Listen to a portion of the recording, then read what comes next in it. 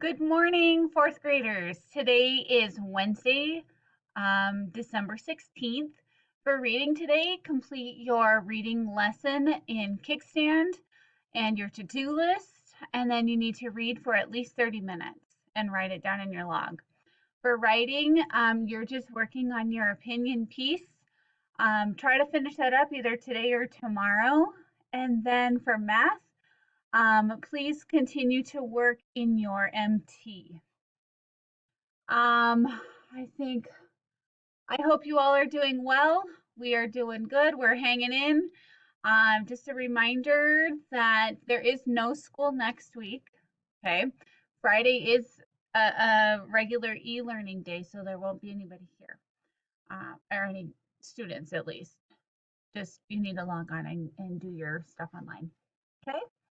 I hope you're all doing well, and I will see you soon.